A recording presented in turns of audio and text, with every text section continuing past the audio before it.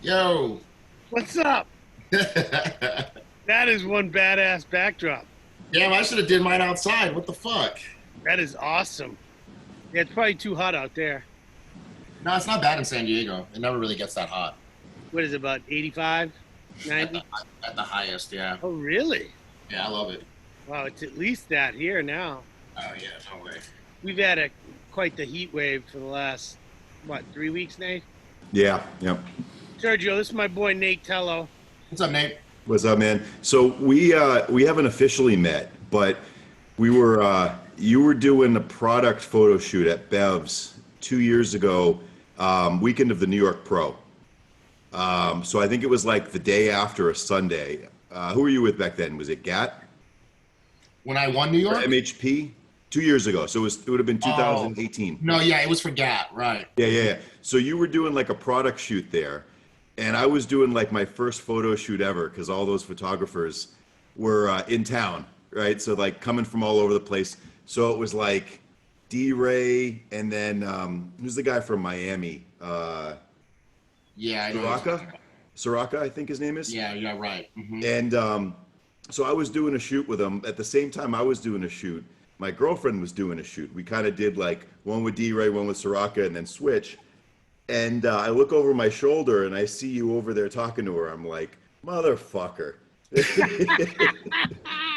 And so at some point, she was wearing like a bodysuit or something, and you snapped a pic on your Instagram story and tagged her.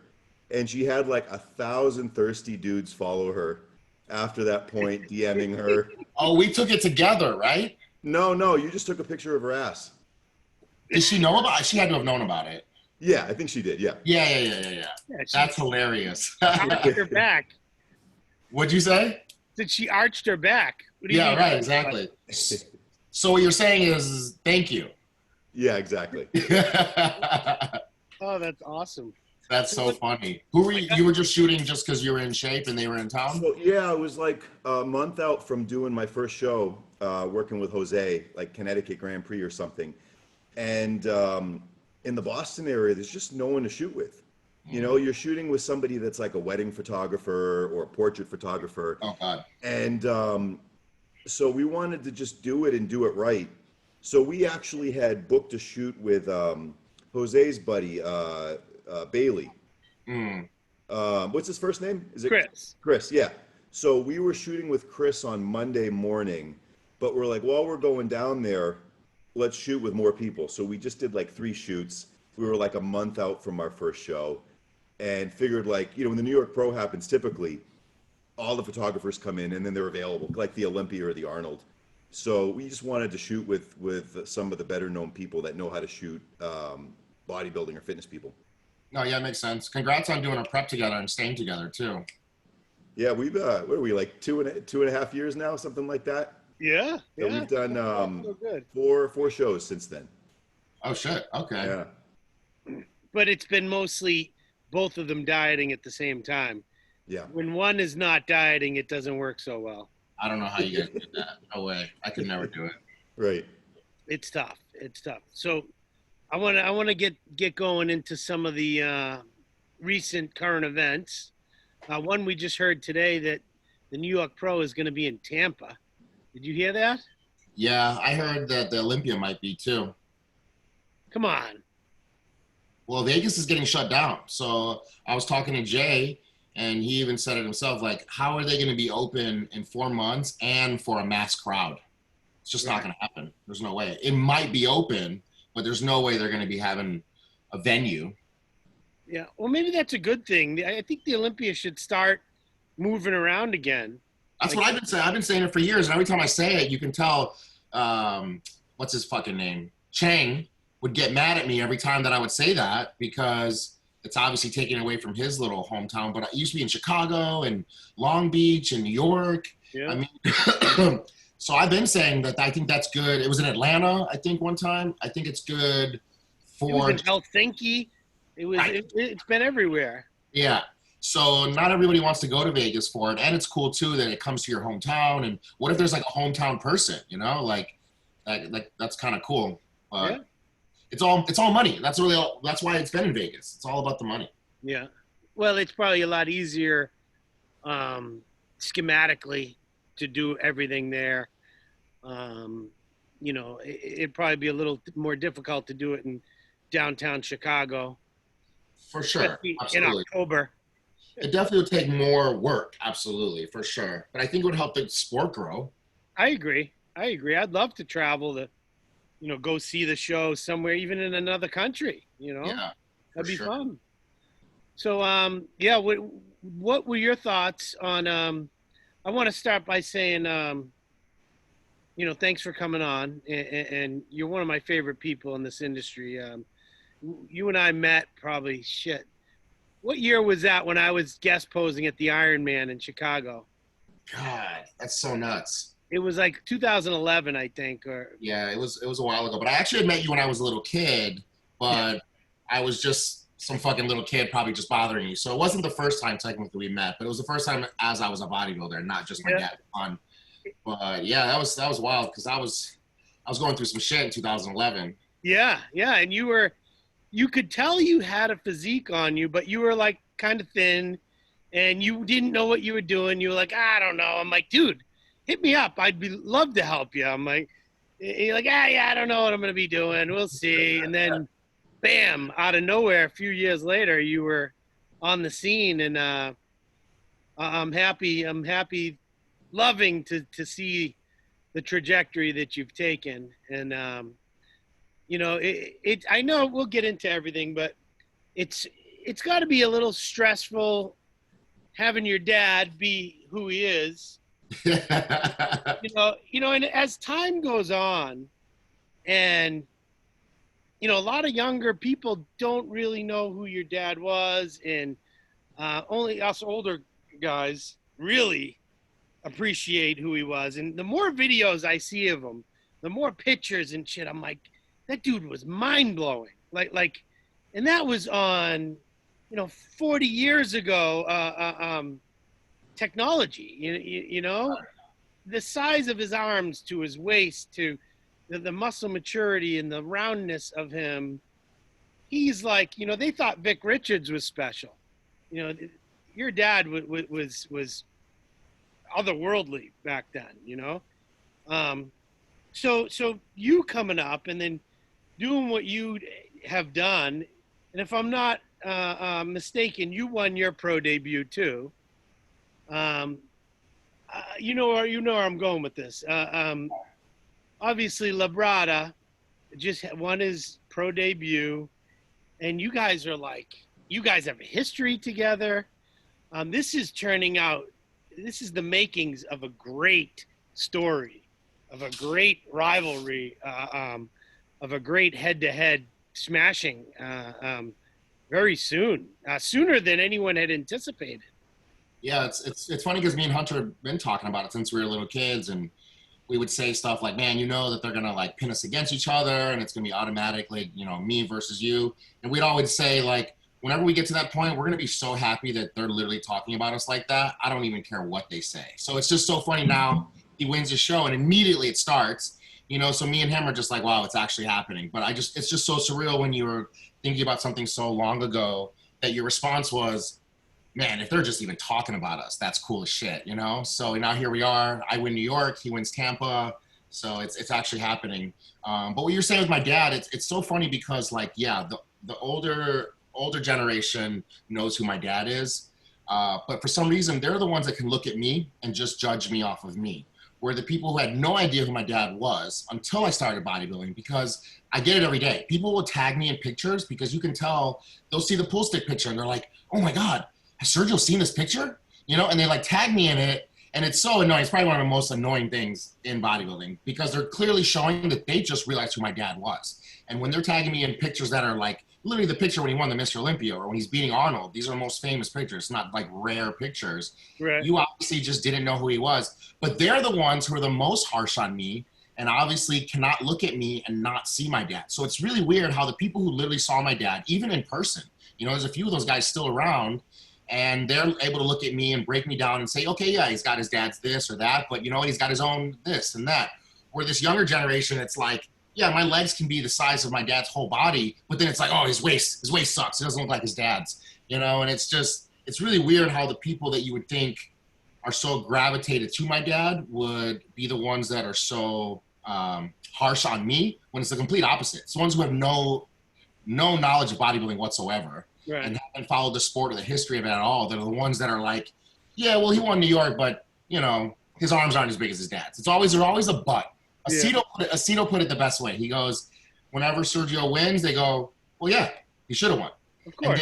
And then when I don't win, it's like, oh, see, I told you he's never going to be his dad. I called it, So it's a weird thing, but it's cool now with Hunter doing it. I just don't understand how people aren't excited about it. I mean, the real fans are, because what are the chances? There's never been any child of any pro ever to get their pro card. I think Lee Priest's mom was a pro, but I think that's literally it. So now you have two, and they happen to be in the same generation. That's fucking wild, And we actually get to have them go against each other, because you would have never seen my dad and Lee go against each other. It's completely two different generations. Right. So now we get to have something like that. And, as a fan of the sport, I'm so excited myself just to be able to go up there and battle with him. But people are just so negative, and they're just so retarded. And it's really just social media ruining the sport, I think. Yeah, I think the people that talk shit have never done it themselves. I always say that. I'm like, anyone who has really accomplished anything in bodybuilding, you don't hear them shitting on me. All the people that used to talk shit about me when I was competing, it was always people that weren't there. They weren't in the trenches with me or competing against me. It was always, they're people who haven't been where you are at, Right. I think there's an uncanny resemblance between you and your dad. Obviously, there's some difference. You're not him. Right. But certain poses, I think you guys are crazy similar. And obviously, facially, extraordinarily. I think there's more similarities between you and your dad than Hunter and his. That's what I thought. I mean, Hunter's like almost 100 pounds bigger than his dad. He's a monster. 5 inches taller. Obviously you're a little taller than your dad was, but what was he, 5'10"? He's 5'9". 5'9", you're 6 foot? Yeah, 5'11". Yeah. And both of you were blessed. Hunter as well, that you had a tall moms. Because thank God. Right, exactly. Yeah, Robin, Hunter's mom, is super tall. She's 5'10" or something? I think she's my height. That's She's like Tony Freeman level. Like, she is. Wow. She's super tall, right? So thank God, right, he got that, because if not, he would have been stuck in your class in the 212. Yeah, right? Bastard. Yeah, you think with the similarities between you and Hunter, the stories, obviously you've arrived sooner, right? Hunter turned pro last year, had to have shoulder surgery, so this is his big moment. But for me as an observer, I've seen the heat that you've gotten, right? Because you were the first. And obviously who your dad was as a Mr. Olympia, someone that went against Arnold, very iconic. I don't see Hunter yet getting any of that hate or heat. Do you think that it's just too soon? Because, when he was an amateur, people were not really dogging on him. But do you think he's going to get it? Or do you think just because of you were the first, your dad was maybe a bigger deal? What do you think that is, that you've gotten a lot more of it than Hunter? Yeah, I mean, for sure. Like, right, Hunter doesn't have to win a Mr. Olympia for his career to be successful. I say all the time, I would have to win 4 Mr. Olympias just for people to be like, okay, I guess he's all right. I have to win one more than my dad. Where, right, Hunter doesn't have that level. I mean, he could get 3rd place at the Arnold, and that succeeds his dad. I think, yeah, for sure, I paved the way. I think also my dad was known, like Lee was known for being aesthetic, but mostly his posing. My dad was known for these crazy dimensions of measurements, waist this. That's what the myth is. That's what his nickname is when you would say his waist is this, his chest is this, blah, blah, blah. And people would be like, no, that's just a myth. So I think his measurements were so uncanny that, right, people say I have a big waist. I have literally the same size waist as everyone else I compete against. Like it's so crazy. Like, can you imagine if I looked like Rolly and I was my dad's son? People would be like talking shit about me every day.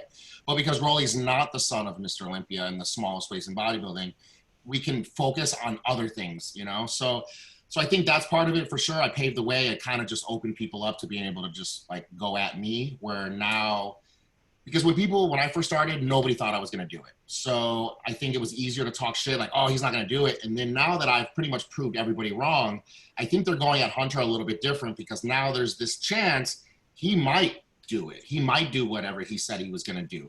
But then I think the other biggest part too is that I talk shit back to them. I was just going there. Hunter is the good Christian. It's so funny that our both dads are from almost the same part of Cuba. We're both half Cuban, both half white. But Lee is like, he's the most calm, copacetic person. He's very just stress relieving. So Hunter, the way he kind of goes about his haters, he just kind of ignores them.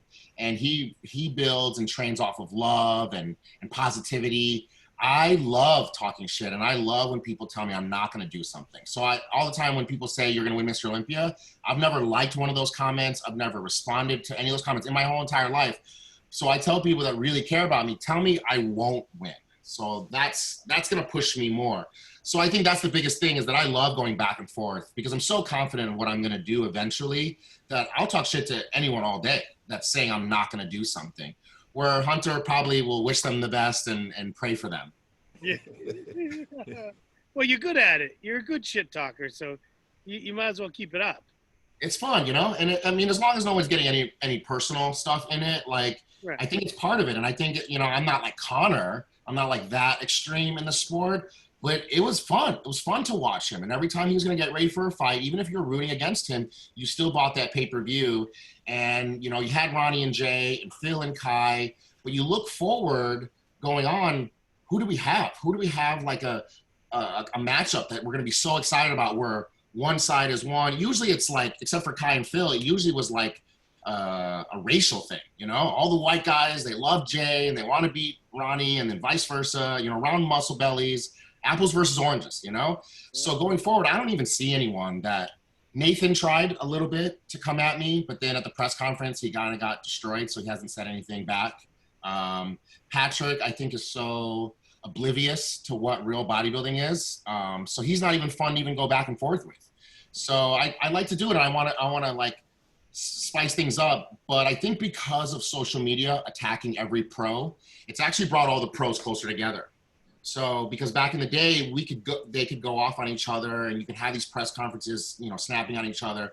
But now we're just getting hounded by these pieces of shit every day, that it almost makes me like, man, I just respect this other open pro because he's taken a lashing, and it just automatically kind of gets rid of that, because the rest of the world is against us, especially open and 212. I would say open and 212, for some reason, have been getting this like disrespect, and I sell these victory hats, make bodybuilding great again, hats like Trump, but I really want to change it to make bodybuilding respected again, because for some reason back in the day, they would take pictures of bodybuilders. They're never taking them from backstage. They're never taking them from the side. They're taking them from the front. And what they would do is they would get together, figure out what was the best picture, and then they would post that.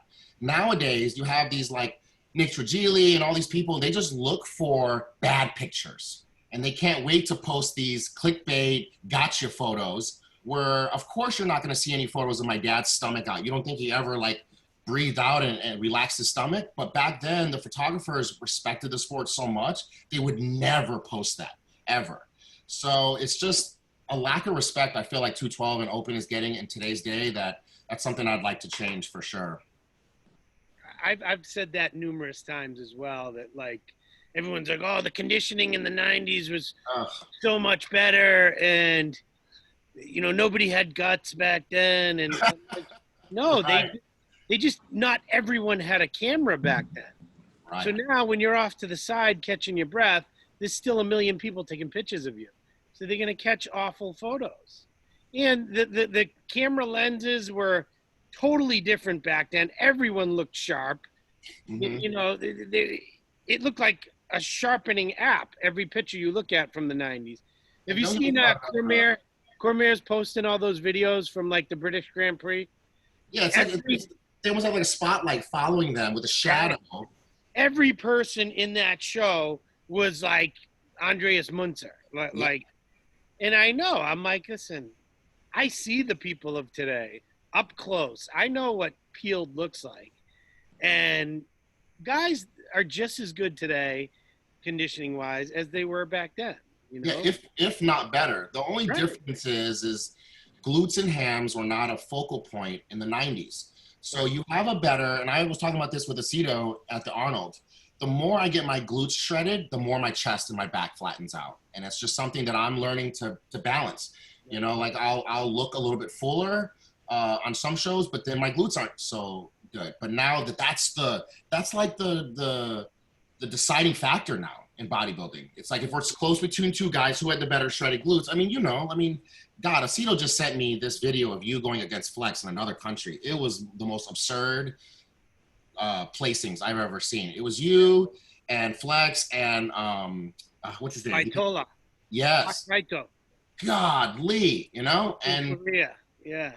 And I guess it's all, and that's what's part about it. You know, I like this look better. People like this look better. But that's a perfect example of where, yeah, maybe his glutes were more shredded, just more, I don't know. I don't even know what the word is because yours are shredded too. So it's not even really a word. Right. But God, you looked like you were like 240. I couldn't believe that's what you did. But that took you years to figure out how to balance that fullness. So, and the problem is now when you like try and defend open bodybuilding, especially me, it makes you dog old times. You know, that's the only way you can stick up for open bodybuilding today. So like I would have that argument with Cormier because, you know, Cormier moved in with me for the Arnold and he would tell me about, the physiques look better, blah, blah, blah. But then I'd be like, man, like the way you guys did back lat spread and back double body, like their feet were together. They had like one leg bent. Back. Right. No squeezing of the glutes whatsoever. Of course you're going to look so full and so much bigger when, if you had to suck your glutes and shoot your hips forward. But unless you competed back then or at least watched it back then and compete today, you're just not going to know these things. And that's the hard part. So for me to be able to say, oh, people be like, oh, you don't have your dad's waist. I'll be like, I'll start talking about his legs or something. Immediately, it's disrespectful, you know? So it's like a tough thing to do where you just kind of have to let people just constantly talk shit about today's bodybuilding, but let's never bring up any torn muscles or any kind of like Ernie Taylor synthol triceps. Like it's just, there's a bunch of stuff that was going on back then that we don't have anymore. And it's not comparable. Like, why can't you like old cars and new cars? You know, why no one's like, oh, the 67 Mustang is going to beat this new one. You know, it's just, we can appreciate the old ones and we can appreciate the new technology and the new ones. And for some reason, when it comes to physiques, we're not able to do that. Yeah. I also think that you can't compare them unless they're standing next to each other. Right. You know, how many guys back then were 6 feet, 280 with striated glutes? Right. You know what I mean? And striated everywhere. You know, and that's you. And you still can be a lot bigger. You know, you still have a lot of room to fill out that frame. So when you just think about those numbers, maybe you're not as big as you could be or you will be, but still, that is a gigantic human being. I mean, and you just can't compare them unless they're on stage next to each other. But every sport does it. Football does it. Baseball does it. Of course, right. LeBron, Jordan, all day, and I get it. But you're right. But when it comes to physiques, unfortunately, social media is killing it because I get on people all the time because they'll post a picture of like a classic guy. So he's your height, and then they'll put it next to like someone tall, but in the picture they're the same height. So it's not the same, you know. And then what you're doing, then you're just breaking down each muscle individually when it's not. It's the whole package, and you cannot get stature in a picture. And that's kind of what's really big in the open. You know, you'll have people like Dennis Wolf that was like really tall. Yeah. But if you like broke him down and put him next to, I don't even know, like a classic guy like Chris, you know, Bumstead or something like that, then you can really nitpick and bring out all the things you don't like about a bigger guy. But I wish they would do it every Olympia, is they would bring out all the champions. not like to compare each other, but just even so you can see the difference in height and just width.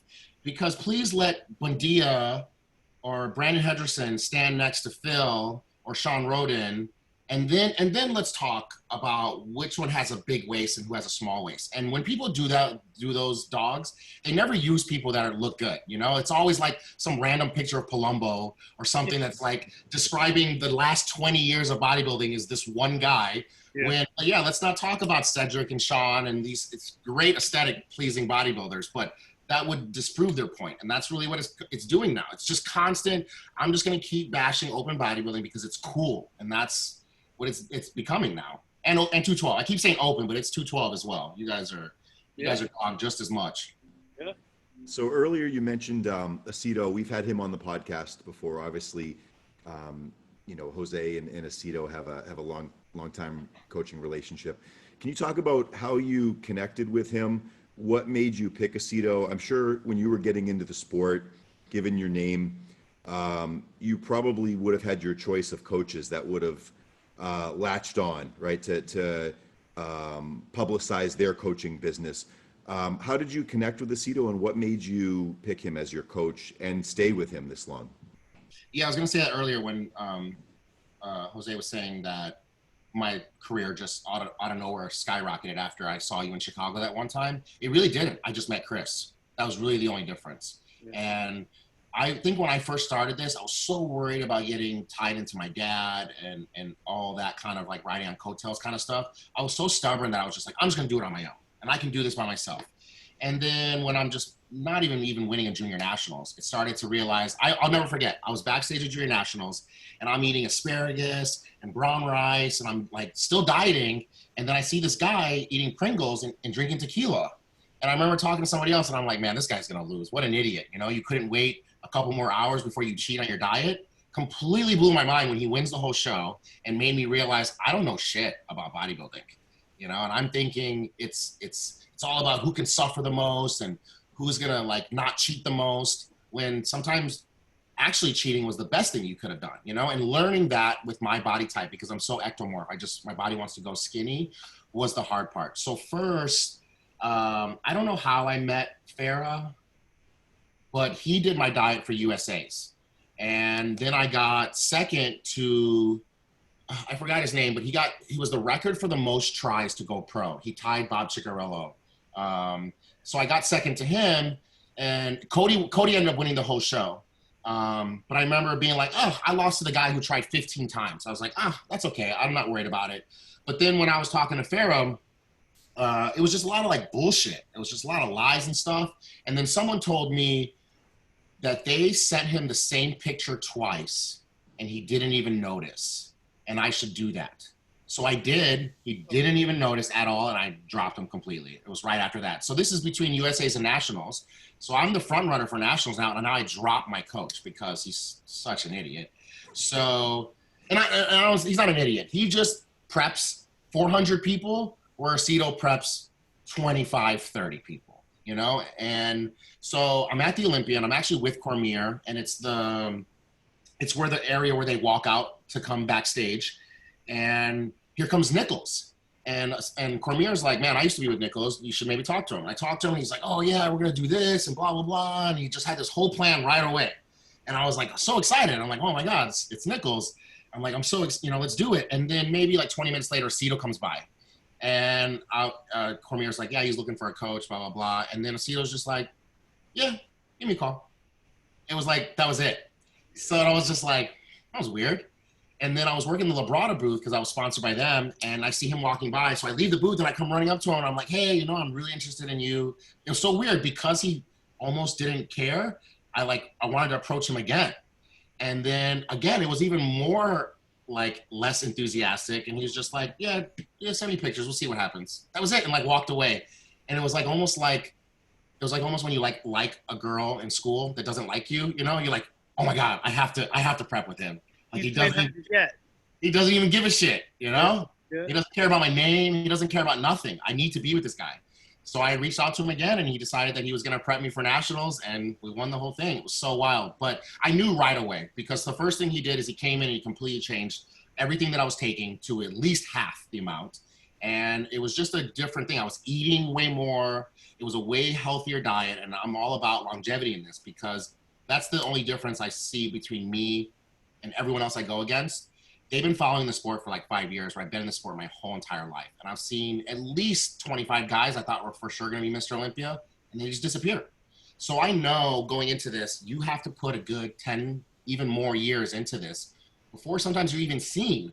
So I've been trying to do everything from the beginning just as slow as possible. So I get a lot of shit because, right, I'm not already winning shows, or I'm not doing as well as everybody thinks, but my health is good.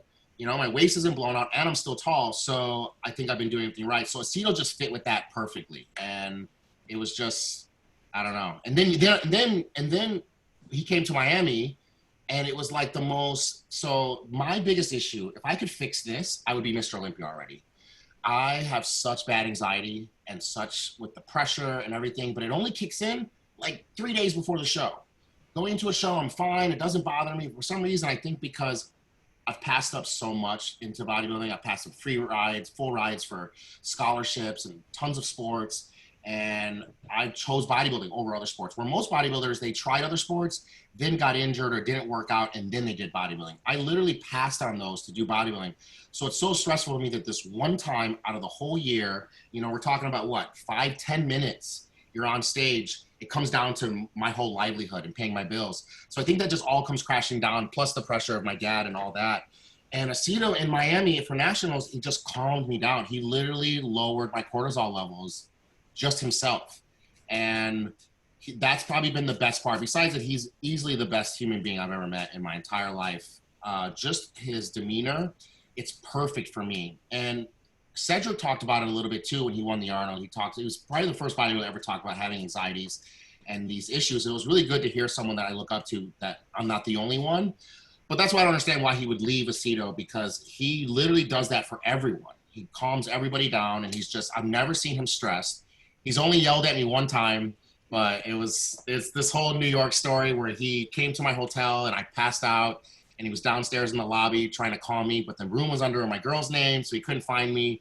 And then when I eventually woke up to all these missed calls, he like yelled at me, and I was like, oh my God, what kind of a piece of shit am I to make Aceto yell? He doesn't yell at anybody. Yeah. But now it's just a funny story between us. But that was the best part, is that how he treats me like a son. He really does. And I know going into the show, he cares about all his athletes. And I'm sure everybody else says this too, but I feel like it's different with me. When he does the shows, he really goes all in, you know, and he usually stays with me every single time. Tampa, he stayed in the hotel with me. Almost, his wife almost left him because he stayed with me. I'm just kidding. She was just for sure mad. And then at the Arnold, he stayed with me. You know, he still had Patrick. He still had other people that he's prepping. And he's just always had my back. I think he sees what I put into this. And I think he feeds off of someone who's 110% into this, where I'm sure he's got guys that are just, you know, you get people that are just not that into this. And it's just kind of like a hobby. But that's really how I met Chris. So when we go ahead, Jose. He has a way of knowing exactly what each individual needs and what each individual will respond to. And because I had been doing it for so long prior to hooking up with him, I had always prepped myself. I mean, I won nationals and pro shows long before I met Chris. And he knew I didn't need to have my hand held. So, but he still has a way of making you feel like you're the only person he's working with. Mm-hmm. And I never understood that. I'm like, I know you got, 3 other people in the class I'm competing in. And you still, it seems like he talks to me more, or he's in my room more, or he gets more excited when he sees me, you know. And so sometimes for good reason, but it didn't matter. He always seemed as though, that's what makes him so good at what he does, is his psychology with, like you said, he brings your cortisol levels down just by being there and just by staying cool and staying calm. His demeanor is so confident. He has a way of making you realize that, you know what, you're going to be your best. You're going to do the best we can. And if you don't win, you don't win. But I think you can do this. He sets realistic goals for you you ever use the one where like no more home runs? We're just hitting base hits. He's like, every time we try to hit a home run, we fuck it up. He's like, so we're hitting base hits and then you win. But yeah, that's exactly the and he did the same thing to me when we met.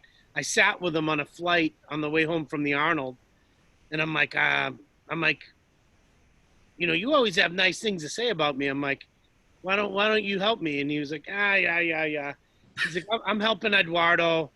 He's and at the time Eduardo was the only 212 he was helping, and he's like, go do the New York Pro by yourself. And, you know, call me after the New York Pro. So I end up placing third in the New York Pro. He was pissed. He called me the next day, Sunday. And he's like, let's do it. Let's start Monday. You can win the Olympia. Wow. And I'm like, all right, this sounds good. But he did. He played hard to get. The same thing. He kind of was like, you know, I'm helping Eduardo. I don't really, you know, let's see how he does. And at the time, Eduardo was like moving up to the Open. Oh, yeah, right. He's like, if Eduardo does the Open, then I'll help you. And Eduardo didn't move up. He stayed in the 212, and he still helped me. And then he ended up helping 8 other guys, too. But, yeah, that's Chris. Go ahead, Nate. Well, that's the thing for Aceto is I was thinking about him compared to a lot of the other coaches that are, let's say, very active on social media or being interviewed, trying to get the limelight all the time from the clients is – you get the sense Aceto's never chased after anybody, never hunted someone down and said, I have to work with you. Could care less if somebody works with him or not. If you work with him, he gives you 100%, but this isn't how he makes his living.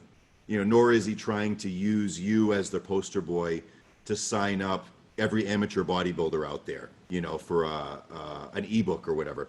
So you nailed it. What's that? I said you nailed it. Chris is the only coach that doesn't need you. And you know, every other coach makes their living coaching. And side hustle. My understanding is Aceto charges everybody, right? Everybody pays a fee for the services. When a lot of these other coaches it's free, right? Because of the money that you're going to bring in for the exposure for them.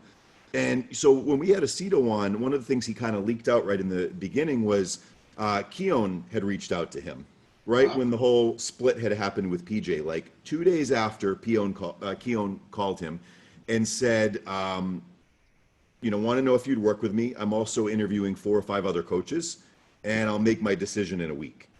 And so Chris talked to him and just, you know, very nonchalant of, yeah, I'd like to work with you, you know, but here's what I would do. And you have to imagine some of these other coaches were probably fighting a little bit more for it, probably weren't charging him. We're probably going to throw in, let's call it free supplements, you know, as part of the coaching. And, you know, but what I've noticed, we've had a lot of Aceto people on, is there's just a loyalty. There's a, I don't even look to work with another coach. We might have had some shows where we didn't peak right, but I trust that Chris will nail it the next time, and that he is giving me 100%. And I'm not even looking for is the grass greener with another coach. There seems to be that consistently that, obviously there's been a few people that have left, but I don't know that there's been anyone that's left that's done better, at least in my memory. Not one. I mean, you can count Jay, but they won an Olympia together too. So it's really just the same. But you're right. That's literally it. But Chris has a rule. He always says it, because I try and bring people to him too. And he just lets everybody know, if you're going to bring someone to him, he says, no douchebags. That's just part of his rule. And I think part of it too is that he actually wants to help out good people. I think there's a lot of shitty bodybuilders with great genetics and great potential, and he just doesn't care. He doesn't care to have anything to do with them. He told me, I don't know if this is out there, if he's telling people, but Phil came to him too. And he said this, and this is why Aceto said he was out right away. He said, money's not an option. I don't care how much I have to spend. I want to whatever, wherever he was at that time. And that immediately turned Chris off. He doesn't care. He doesn't care about throwing money at things. And if that's how you look at things, because probably the biggest issue with bodybuilders today is they don't understand it takes years for a coach to learn your body. It's so nuts that people, like Regan is a perfect example, when people got on me for getting on him, but he literally won his pro card with Aceto, left him to go to Kuwait, then came back, but then decided he wanted to go to classic. So here's Aceto, like, I'm helping you. Okay, you're leaving. Okay, I'm helping you. Now you want to switch classes. Okay, then I'm going to switch your body and I'm going to do a classic show. Then they win just for him to leave again when he goes to open. So really, Regan's a perfect example because he never gave Aceto 2 years of learning his body straight for the open. And he got second place in his rookie year at an open show. And then that was it. Switched. And then all of a sudden, open bodybuilding's unhealthy and all these things that he was claiming. Classic's the future of bodybuilding. Then all of a sudden he changed his tune real quick. But can you imagine if Regan had just stayed with Aceto and what he would have learned? Because look at Rodent and look at Jose. They're perfect examples. The longer they went, the better they got. You know, and it's not a coincidence that it was just Aceto remembering, okay, I remember that show, we fucked this up, and now he fixes it, you know, and that's part of doing bodybuilding. But I think in today's day, people want to go, Phil ruined it for everybody. He went straight from winning his pro card almost straight to Mr. Olympia so fast. He won all his opening shows, the Denver, almost won the Arnold, got first call out at the Olympia, and then ended up winning like a year or two later. That's not going to happen ever again. Ever. And I was just getting on the Evolution of Bodybuilding guy because he's posting Hunter saying, will Hunter get top 5 at the Olympia? Of course not. No one ever in the rookie year is going to get top 5 at the Mr. Olympia. And they're not understanding that that's not because someone's not good enough, or like when I say it, I'll be like all the time, I'm not going to win the Olympia this time. They're like, oh, well, not with that attitude. You don't understand that if you can win the Olympia that fast, bodybuilding sucks. It's very easy.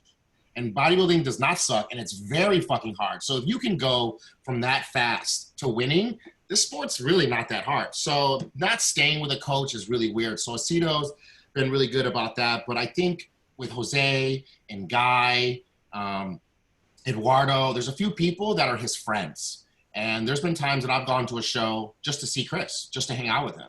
And I think he really appreciates when he has people that call him when you're not prepping, not just when you're only getting ready for a show, when you need a diet or something like that.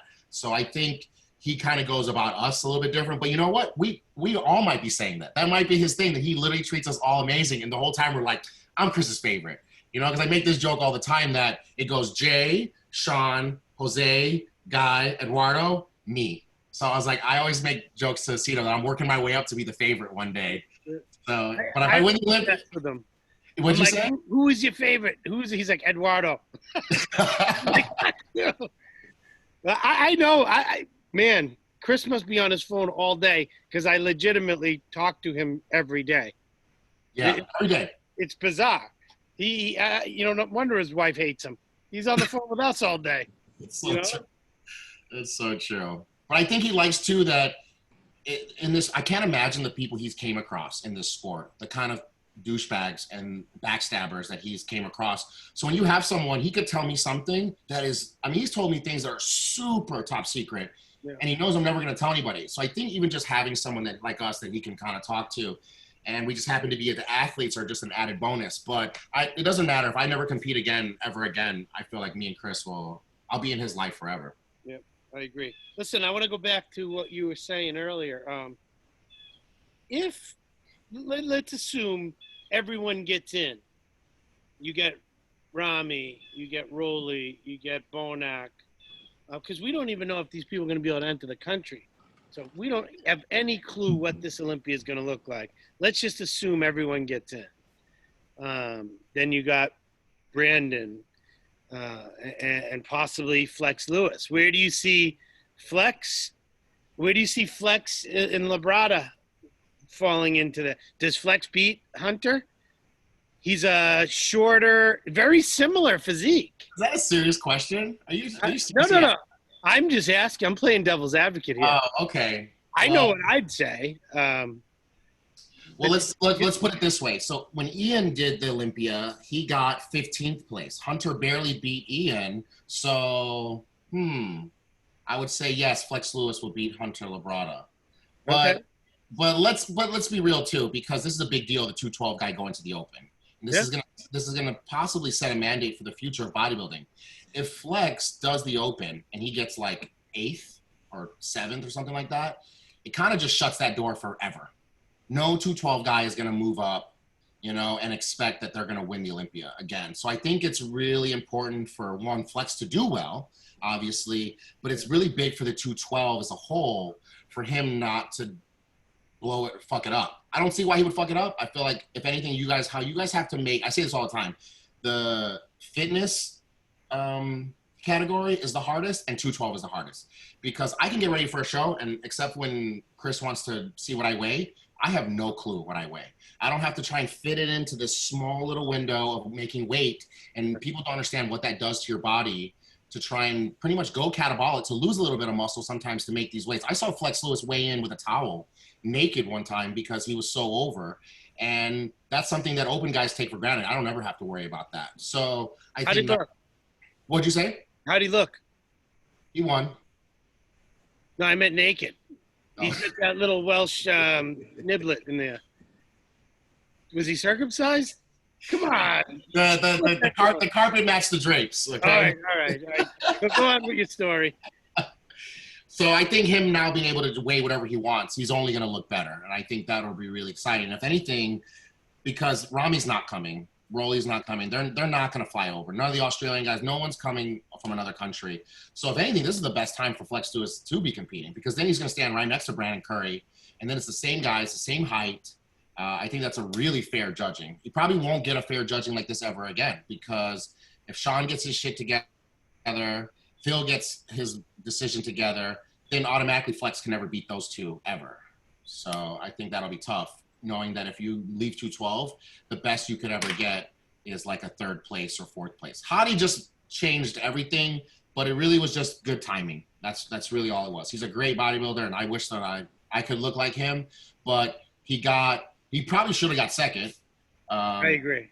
But he's not going to place that high. And this is why I got all this backlashing and I wasn't even attacking Patrick. He was just walking around saying he's top 10 in the world. And all I said was, no, 4 people were missing at that Olympia that would have beat him. Aceto says all the time too, because he was mad at Patrick too for getting so crazy irate. And Palumbo was just stirring it up. But it's math. You add 4 people, you move back 4 places. It's not me criticizing. That's the problem with these bodybuilders today. You say anything that's true because they have such social media amount of people sucking their dicks, and especially someone like Patrick, he gets all the classic people sucking his dick, the men's physique people sucking his dick. Pretty much anyone with no legs suck his dick. So when you have someone that's like, hey, you have potential, you look really great, we're friends, but you're not top 10 in the world. Let's relax. Those guys would have beat you. It's like, what?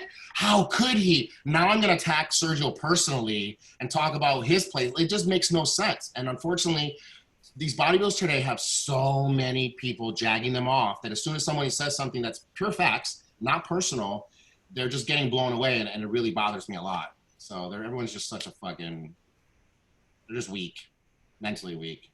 Yeah, I get it. So going back, let's say that these guys all show up. Where would you put Flex? Say Rami, Rolly, Bonac, Curry. I mean, that's what we do in bodybuilding, right? We always say, okay, if everybody comes in shape, where would they place? Which they never do. But you know damn well Flex is going to be crazy, bananas crazy. Absolutely, 100%. I think it's going to be the best him, to tell you the truth. But you're right. So then what you have to do is you have to be like, okay, so I'm going to take Big Rami from the New York Pro. I'm going to take Rolly from winning the Australia. Like, that's how you would have to do it. But guess what? Those guys don't exist anymore. That was years ago. I don't even remember the last time. I think Flex could beat Rami. I think if Rami looks like he did at the Arnold against me, Flex could beat him. Because even Aceto said it. If they would have just took Kuklo out and put me in that spot, I think it would have changed the whole dynamic of that first call out, because now there is other taller guys that are also shredded. You had Kuklo, who was tall and he's big, but he wasn't peeled. And then you have like Bonac, who was peeled, but he's a little bit smaller and shorter. I think it would have been interesting to see me stand in there myself. But either way, my point is that I think Flex could beat Rolly. I think he could beat Rami. I think if Hadi comes, I think he's only gotten bigger because realistically, he didn't know what he was going to be doing. Remember, they were like 212 open, and then Hani made that announcement that he was going to open. So now, if you give him a full year of trying to go to the open, I think Hadi and Flex would be battling with Brandon for the top spot. That's what I think. I agree. That's a great answer. And I don't think it plays anything really. I don't think his placing will affect the 212 because every good top 212 that's done open shows has done well. You know, Eduardo did the Flex Pro, and that was stacked. That had Dennis Wolf, Evan Senapani, Sean Roden, Right. and Eduardo was top 4. That was crazy, you know. Flex has done open shows. I've done open shows. I was top 2 in Phoenix, top 4 at the Ferrigno. Hadi obviously has. I think Hadi smoked the Vancouver show. Right. Oh yeah, easily. So all the 212 guys that have done open have done well. So if he were to place 8th, I don't see him placing 8th on his worst day. No. You know, you're talking about Phil earlier. There's only one other person that has muscle like Flex, and that's Phil. That crazy 3D type of deeply separated crazy muscle. I don't even get it. The more I do shows as a pro, Phil, the more I get into bodybuilding, the more Phil is my favorite Mr. Olympia ever, and the more respect I have for my dad. I never really understood who my dad was until I got into the sport. Right. But that's how it is. I was getting at earlier. I know, and I wish this is something that we could teach to people on social media. I at least tell them all the time. I wish there was a rule we can make up. You're not allowed to talk shit if you've never been to an open or been to a pro show in your life. Because if you've never even been to one show, I don't even care what it is. It could be a local show. If you've never been in front of a professional athlete in your life, then I just feel like you have no opinion, and it shouldn't count because that's nuts. I think the next level is, doing a show. If you've never dieted, how can you get on someone for what they said or how they act when you've never gotten down to that nitty gritty? But we also forgot about Dexter. That's right. He announced that he's going to do another year. Yeah. But Bonac, I was talking to Bonac backstage at the Arnold, and he really sounding like he's kind of on his way out. Him and Dexter was kind of like eavesdropping on their conversation, and they just kind of like are very happy with what they've done in the sport. They kind of want to pull off a couple more things before they do, but they have family and so many businesses that they're starting up that I think they're on their way up. So, and I think with Bonac's leg injury that he for sure he's been dealing with, I don't see him beating Flex either. Yeah, he's outsized. He has his legs are way down, and he doesn't have Flex's flow, that physique. You know, when he was full blown, maybe 2 years ago, that would be a hard physique to beat because he had the giant legs. It seems as though even his upper body has come down a little bit. They should have just gave him the win. I felt like when they didn't give Bonac the win, when it was that Rami, Phil, Phil's stomach it was like the first year everybody was talking about how bad his stomach was, and I think Bonac took 3rd. Yeah. That was the best opportunity to give someone under 5'7" open title, because if Bonac can't win that year, he literally every single muscle he had was maxed out. It couldn't have got any bigger. He literally was just like the Michelin Man, and it was just muscles on muscles, and they still gave him 3rd. And I felt like that's for sure a punch in the gut. If I was Hunter, Del Rosa, these guys that are just right on the cusp of 212 and open, you know, and they can bounce back and forth, I feel like that would be a huge punch to the gut to know, even if I look like that, I'll never win. And I feel like there's times in the sport we should have just gave it to other people, like they did with Dexter. They did it with Dexter when Jay came off. You proved a point. You come in off, we're going to give it to someone else. And it sets a mandate in these rules. And they I feel like they missed it with Bonac because he definitely was a Mr. Olympia that year. Yeah, for sure. So where are you right now? Are you, do you have something in mind, or are you, what's going on? Are you prepping? Are you? Yeah, give me a show that's a for sure, and I'll do it. You know, that's just the hardest part. Is like, what about Chicago? Is it for sure? Nothing's for sure. That's what I'm saying. I don't know how to prep for a show that's not for sure. You know, just the thought of me starting to take fat burners, and I'm not going to get on stage, it would totally mess my mind up, because Are you even close? Like, have you been training and dieting? Yeah. I mean, I'm on like I'm not eating like a fat ass, and I'm doing a little bit of cardio, and I'm training, of course, every day. But I'm not prepping for a show. There's a difference. There's a big difference. So you've committed to saying nothing in 2020. I think now with New York being moved to Tampa, I think that's a sign that, because what happens if Florida goes under? You know, what if they can't stay open? Now we're gonna lose where we're gonna move all these shows to, and then you're gonna have 9 people qualify for the Olympia as of right now. I think this is the best year for them to change the Olympia to invitation, because I was in Australia. I was there. I got on the plane, I flew there, and if I would have just got on stage, I would have been qualified for the Olympia right now. We wouldn't be having to have this conversation. But Right. Because they canceled the show, I never got those points. So now I have to now do another show to qualify. It seems really unfair. And to put my body through another serious prep to do the Olympia, just to get in another prep to do the Arnold again, which I'll do, it just seems nuts if it's not a for sure. I just don't get, and this is what I was saying in Australia, my dad competed with no audience. It was him, Arnold, and a couple other people in a hallway, and they had judges. Why couldn't we have done the Arnold Australia? No, why do we need a crowd? You know, it didn't make sense that the whole show is canceled. Like, this is my livelihood. I need those points for the Olympia. But because we can't have spectators, now that affects. They can't make money because now it's about money. I know the answer to that question. I know, right. But I'm saying, no matter what, you screw the athletes. I got screwed. So I'm not going to do another show just to qualify when I already was. I was already ready, and I was ready to go. All I needed was I could have got 6th place at the Australia and still qualified. Yeah. What if Dan Solomon called you today and said, we want you to get ready for the Olympia?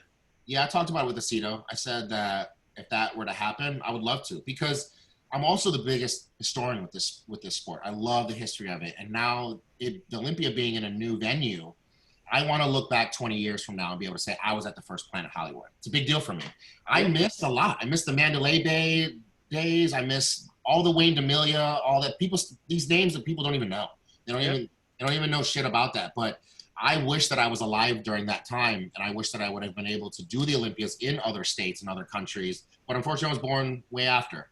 So now to be in a new venue, to miss that, it would kill me, because I won't be able to say I was at the first one. So yes, I would love to be there, but to kill my body to get ready for a show in what? I mean, the Chicago Pro is in like a month, right? Was it August? It's in October, right? So It's like a month and a half, 2 months. New York's in a month, and then I don't know if there's anything after that. Boston Pro, if that happens. I don't think that's happening. No. Yeah, I think they're 9 weeks away or so for Chicago, something like that. Well, did you see what's his name make that crazy rant at the Boston Pro? Santi. Santi. Yeah, Santi. Yep. Yeah, I talked to him yesterday. That's not I mean, that was definitely a bad move by him doing that publicly, but that's also a bad sign that the Boston Pro is not doing very well. Yeah, why do you think it was a bad move? I thought that would be something you would be on board with. I don't like when athletes bash the sport at all. It doesn't matter. He wasn't bashing the sport. He loves the sport. He was bashing a promoter the promoter, I should say that. Because that didn't pay him back, that owed him money. It's been a month. You know how long it took me to get paid for the Arnold? Yeah, talk about that. Yeah, see, that's right. So that's things you just don't talk about, because part of it, you need to be understanding. Not getting any call back is absolutely absurd. And I understand him calling every 2 days and not getting anything back is ridiculous. Because someone could have called him back and said, we'll get it to you in a month. He probably would have calmed down. But it took me months to get paid from the Arnold. And then they only paid me half. And then I found out, which I didn't even find out until later, I got paid before Dexter, Bonac, and Cedric got paid. Not Cedric doesn't make sense, but Bonac and Dexter were getting paid way more money, so I understand it took a little bit longer to get their money together. But it's part of the game. We're all dealing with shit because of COVID. We cannot be stressing out and flipping out because, people aren't paying their shit back. Now, if he never gets paid back, that's a completely different level, but then he needs to be talking to Jim. He needs to be going above the show, which happened to me. I did a guest posing in Hawaii one time. The guy never paid me. I went all the way out there. I ended up finding out Shawn Ray took my money, and that's really what it was. That fucking scumbag just stole my money. And then when I was going to Shawn and I'm like, hey, this promoter's not paying me, he's just like, oh, I'll get on it. But what I did was I went to gym, talked about it, figured it out, and I went from there privately. So, but either way, that's not a good sign for Boston if we're not even paying these athletes entrance fees. And how much is an entrance fee in bodybuilding? No, all it was the hotel. Yeah, he bought a VIP package, which included 2 tickets and your room. Mm-hmm. He got his money back. He that rant got the guy's attention, and he got his money back. And the guy actually gave him extra money as like a customer service fee, and Santi gave it back to him. He said, no, dude, I just want what I was owed. And, right. I actually know, me and Nate know some of the people that work for the company, the promoter. So I had called the kid yesterday, and I said, listen, I'm like, Santi's a great dude. I'm like, and he's got a pretty good reach. I'm like, so not a good idea to be dangling him around, And he's like, I know. I'm like, give him a call, see if you can get this moving. And I don't know if that happened, but he did get to talk to him as of yesterday and took care of it. So yeah, this whole year's a mess. Everybody is losing their ass. I mean, watching Steve make that announcement moving into Tampa, it sounded like someone killed his dog. Like, he just looks like, I'm sure they've been working tirelessly trying to get everything together just for it to not even work out in the end. I'm sure it's such a punch in the gut to them. But no matter what, if the New York Pro people weren't calling him back, you would have called other people to try and get a hold of Steve. There's just different ways of doing it. So, but again, I couldn't imagine trying to get a hold of somebody for months. I'm sure he tried other avenues too. So we're only seeing one video. One of the things that leads me to believe Boston may not happen. So earlier today, Ron Harris put out a video about New York Pro moving to Tampa, and he referenced Steve making a lot of attempts to keep it in the New England area, which would make sense. And he specifically mentioned that they tried to move it to Boston, and that they weren't able to do that. So if you're Steve Weinberger and this is your baby, and Steve's also the co-promoter of Boston, along with the David Whitaker guy that was giving Santi the problem. And so if Steve wasn't able to move the show to Boston in early September, what are the odds that in October we can have the Boston Pro? Right. Nothing's going to change. If our numbers are actually going up, and there's talk about us going backwards a phase from phase 3 to phase 2 and gyms closing again. So yeah, it's not looking good. They also spent a lot of money and a lot of time promoting the Boston Pro for the initial date. I want to say was June, like mid-June. And it's been radio silence from them now. Not a post, not an ad, nothing. Which also isn't a good sign, if the Boston Pro is like, I think it's 9 weeks away, and you're not trying to sell a ticket or get an athlete to come on board. So, I guess maybe it's the unknown nature, but I just have a hunch that, maybe the promoters know a little bit more, but are maybe saying a prayer and trying to ride this thing out before they pull the plug. Well, they need to be upfront with people and make a decision real soon before people are booking flights, booking rooms, dieting hard, preparing for this. And then this same shit's going to happen. So-and-so didn't get paid back for their VIP package. There's more and more opportunity for that kind of shit to happen if they don't just pull the plug. So that you got to make the decision soon. It's a clusterfuck right now. And it doesn't look good for the whole industry, Yeah, it's just tough. And Chicago's not any better either. So I just don't see that show. I think they're all gonna just keep moving them to Tampa until Florida. Then all of a sudden they can't do anything anymore. And Disney World closes, and then we're just kind of left with our dick in our hand, kind of like, oh. Is Chicago Tim Gardner's show too? Yeah, it is. Yeah. So he'll move to Tampa all day. Yeah, I would think so. Doesn't he live down there? Yeah. Yeah. Exactly. Yeah, that makes sense. Mm-hmm. Wow. So tell us more about your Australia trip last year. You ended up spending a month or so out there. 3 months. 3 months. Yeah, it was What wild. the hell happened with that? Did you get quarantined or something? Or No, they just closed the border.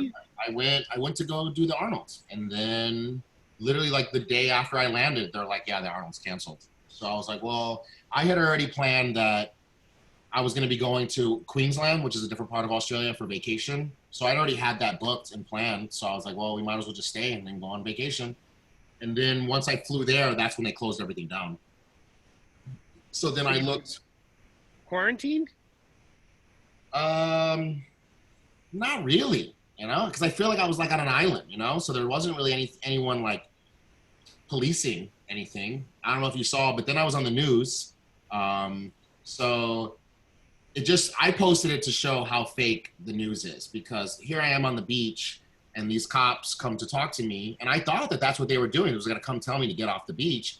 And no, they just literally wanted to talk about bodybuilding. One of the guys knew who Kai Green was and wanted to talk about fucking Kai Green. And by the time I realized they weren't kicking me off the beach, I didn't care what they were talking about. I was just like, yeah, Kai, man, he's great. He's posing, blah, blah, blah. And then we get home and I get all these messages that I was on the news, and they used that footage that they were cracking down on people and kicking them off the beach. When they never talked about anything like that. So of course I was on the news and I was stuck there, but then I was just stuck in paradise. And then I looked back in California, all the gyms were shut down. My gym here actually got raided by like 5 squad cars of cops. They ran in, arrested the owner. All this crazy shit was going on. Was that Louis Uridell? Is that where you train? No. It's called The Gym. It's in San Diego. So when I saw that, I was like, fuck it, I'm not going back. So then I stayed.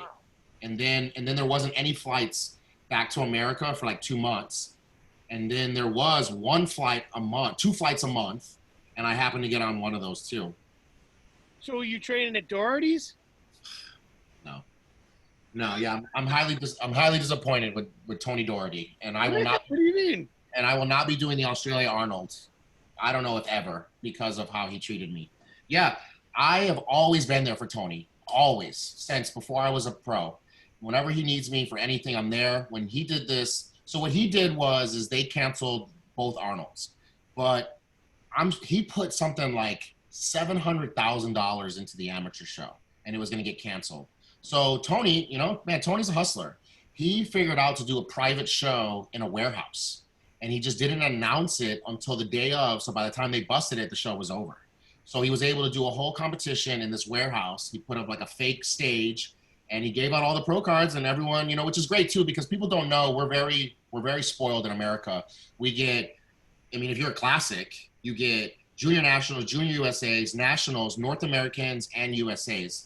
Where in Australia you get 1 show and 1 person from the whole like category, not weight class. One bodybuilder, 1 classic, 1 men's physique, bikini, and so on, get 1 pro card a year. So all these people were prepping all year to get their pro card, and it was going to get canceled. So it was really good on him to put that show on. And I helped him with that. I helped him promote that. I did a little thing at Doherty's gym at Brunswick and got people to come and sign up. And then as soon as I needed to use 45 minutes of the gym when they were closed down, he said no. And he said that people were going to see from the windows. There wasn't 1 window in the gym. So I was really upset, and I couldn't believe that. That's what I said. That's what I said. And then I asked Cormier to go talk to him, because Cormier and Tony are best friends, literally best friends. And he told Cormier no. So I went all the way out there to go compete in the Arnold. I was the only American to go there. And then when the gym shut down, it was another gym owner that helped me out, and it wasn't Tony. So now I know. Now I know when I'm in need, they're not going to even just open the door for me so I could train for 45 minutes. So this is how I pay my bills. And these people want me to do their shows and do really well and put on a good show.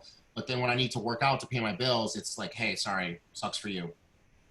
Was he worried about other members or the cops? The cops. Really? Yeah, Tony. He had that pretty well situated over there. He does. Tony has dealt with the cops for longer than I've been alive. Yeah, I wouldn't think they would bust his balls. Yeah, and even if nobody would see me, it was just that he wasn't gonna take that chance, and it is what it is. But now I know. Yeah. So it's okay though, because the Brazil Arnold people have been asking me to do the Brazil Arnold for 5 years now, and every time I'm like, no, I'm gonna do Australia, and that'll be the end for the year for me. So now I'm gonna do Brazil. All There good. you go. Decision made for you. Yeah, that works out. So did you ever get your money from Shawn Ray? What's going on here? How the fuck did he get your money? Who was the promoter? And I guest posed a few times in Hawaii too. Yeah, so it was Shawn the Ray old. wasn't involved. Yeah, so it was right when Shawn started taking over. So it was this guy named Mark. As far as I know, when I talked to Jim about it, he said that they've been having problems with that guy and they were going to fire him. And I think that's what they did. They fired him, and then Shawn took over. Okay. So Shawn probably took people's money, then said it was this guy screwing people over. Then he took over Hawaii. Shawn's a genius. Yeah. You mean a mastermind? Yeah. That's better. There's a right? difference. Yeah. Definitely mastermind, right? Yeah. He's not that intelligent. So he got you money. I think he got De La Rosa's money once too. Do you know? Of course you do, but your followers probably don't know. There was this bodybuilder, Marcus Haley. Marcus Haley, Shawn got him a contract with some company and told him that in the contract he had to give a percentage to Shawn every year, and Marcus gave Shawn a percentage every time. And then it wasn't until he left that company, I forgot what it was, that he brought it up, and they were like, "We never said that." So Shawn was just taking his money his whole career. Yeah. Master. Anytime Shawn would MC a show, he'd say, "Oh, I'll get you a guest poser," and then he'd say, "I need $3,000 to get a guest poser for you." They're like, "All right." Then he'd call De La Rosa, "I'll give you $500 to guest pose." And at the time, he's young, up and coming. He's like, "All right, sure, great." Of course, I did the same thing. It's horrific. Yeah, it's happening, right? I know, but people are figuring him out, though. That's the best thing that's happening, is that even Cormier, everyone's seeing his true colors slowly. It'll take Bob Ciccarello some time. He'll figure it out too. They're best friends. Yeah. If I do the press conference, I'm gonna take a vote, and I'm gonna ask everybody there who wants Shawn Ray hosting the press conference, and then I'm gonna suggest other people that should be doing it, because I think the people that should be doing that are people like you, Fuad, people that follow the athletes. They actually care about it, and they're following the sport, and they're supporting people. Because if you think about it, everyone who's competed is now retired is trickling down into the sport some way. Sponsoring, Cormier's training them, something. Shawn Ray's literally the only one. Even Kevin Levrone in another country is helping other up-and-coming bodybuilders. Yeah. Shawn Ray's the only past pro still making money from the sport, but doesn't help one single person. It's a $200 an hour conference call with him, to be on the phone with him. $200 an hour. If anything, he's shitting on people. Dude, that's all he's doing. And then I hate it too, because people are like, "Oh, you're just mad because he just says it how it is." Well, that's weird. He said I didn't belong at the Arnold stage. It looked like I belonged. He said Josh had a brain tumor. He didn't have a brain tumor. He had a tumor in his head. It's a big difference, So when you just say all these things out, and actually when your stats are coming out that you're not really that on with your predictions, no, you're just a dick. You're not spot on. Dude, he went above and beyond for me, to the point that my wife started messaging him and threatening him. During the live Olympia broadcast, he started saying, "Jose doesn't take this seriously anymore. He's having marital problems." Whoa. Oh, yeah, all this shit. And it was had nothing to do with bodybuilding. You can say you don't like my physique. You can say you don't, but you start getting personal on live telecast. My phone was blowing up of people like, what? That's so nuts. Of all people to be talking about marital problems, that's so wild. Well, that's where my wife was going with it. Yeah. You want me to talk to your wife for you? Oh my gosh. See, I don't get it. I don't know why they keep promoting this guy into a higher level, and they just keep putting him higher in the sport. I don't get it. Because he's well-spoken. It's too bad, because I always go back to it. I always say, when I was a kid, I thought he was the shit, Absolutely. I thought his physique was nuts, and it's been nothing but, and I still have a good experience with him, and then something ridiculous. And then, he reached out to me to do a video for Kevin Lebron's birthday. And when we talk, sometimes he's seen me in person. He's like, "Are we cool? Are you going to swing at me or something?" I'm like, yeah, dude, I'm fine. I might get mad at the minute, but I ain't gonna be the one to punch Shawn Ray. Someone else will do that. You know, I'm sure of it. I think we should just all go in together and pay for whoever's court costs it is that they end up having to pay when they get sued by Shawn. Yeah. Then you just get away for it. We'll do a GoFund. Yeah. Just pay for my court fees after I punch Shawn in his face. Yeah. So one more question I wanted to get into, and I know Nate is interested in this stuff. Your business stuff. You got the Victory Clothing. How did that come along? You don't have a sponsor anymore. You are your own sponsor. You got the Cosmic. Is that how you say it? Yeah, Cosmic Industries. Yeah, Cosmic Industries. You've become quite the entrepreneur, and I'm psyched to see that because, like you, throughout my career, I had 6 different contracts, and they can shit on you anytime they want. And you took the bull by the horns and said, I'm not going to depend on anyone anymore. And I think a lot of people, especially during this time, because there are no contracts anymore, and you need to do it on your own. And you're doing a good job. So talk a little bit about how you did it, why you did it, and how things are going right now.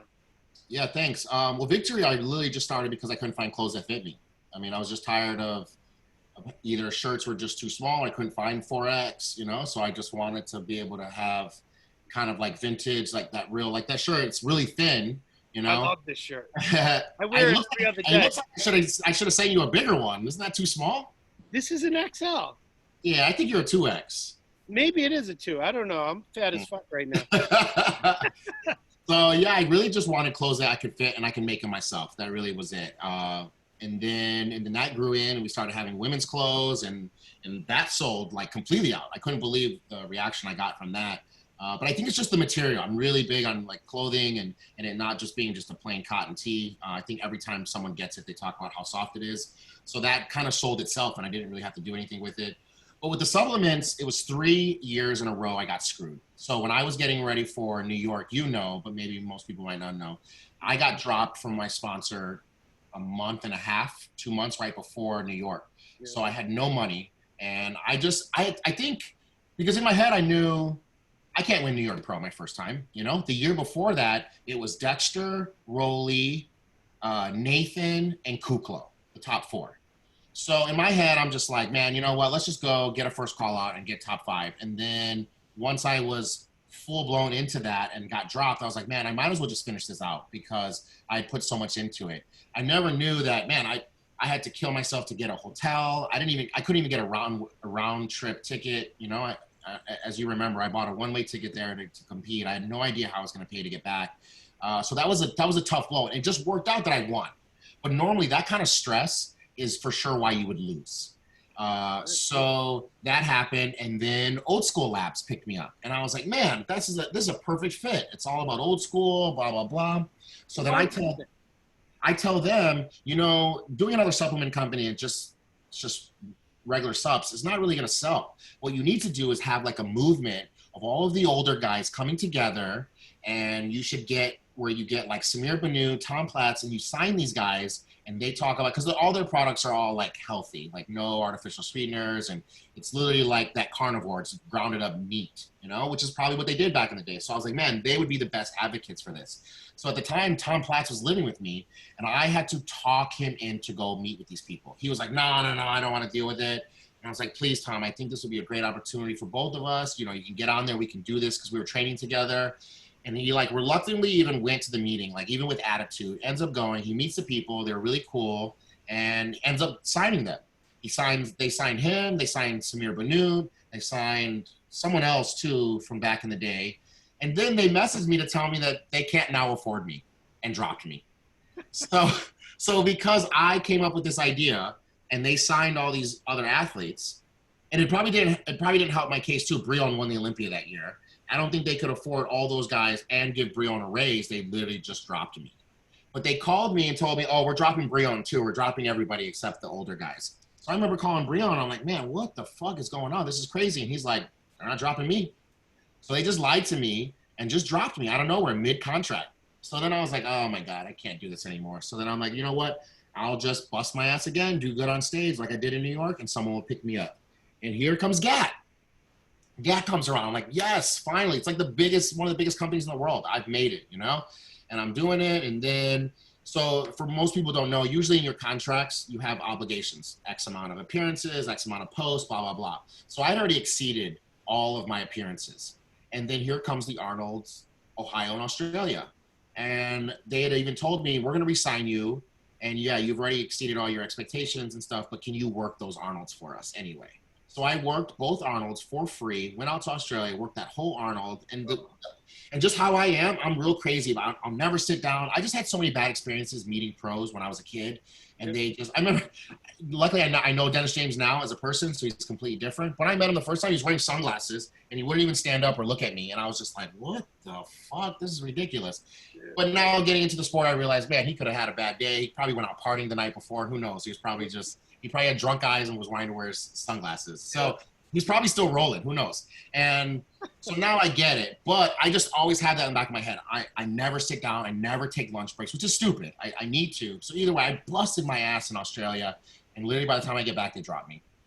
And it was the same shit again. So now, unfortunately, this time I had just moved to San Diego, relying on this re-sign just to have the third company in a row drop me mid-contract. It was fucking bullshit. So I was just like, man, you know what? I'm tired of this. And if I'm betting that I'm going to go all the way anyway, I'm going to make it at some point, I should start a supplement company now rather than a lot of these guys that are kind of creating it after they're retired. So I already was really into space, and I got together with my first workout partner I ever had when I first started doing this, and we did it together. So it's been the best thing ever. Right. I make less money, but I'm putting more into the future in the back end. So I think that's the thing about this. And people don't realize me and Phil are the only competing pros that have their own companies. That's it. So isn't Fuad coming back? Well, I hope so. I hope he does. That'd be great. I think he's always going to have to do one more. I think it'll always bother him if he doesn't do one more. But so now it's really just me, and really how it comes down to this business. If you do well, people buy your stuff. And unfortunately, that's just how it is. You don't do well, they don't buy shit. So it's a catch-22. But I know that if I make it, the company will do well, the clothing will sell, and I'm just not worried about money. I feel like a lot of people get into this and they want to get in, build a resume, make ebooks, and get out, and they can retire on that. Where I don't really care about the money. If I made zero money at the Olympia and won it, I would be more than happy with that. I think the money's just a bonus. And I said, products. Do you have anything special that separates you from everyone else?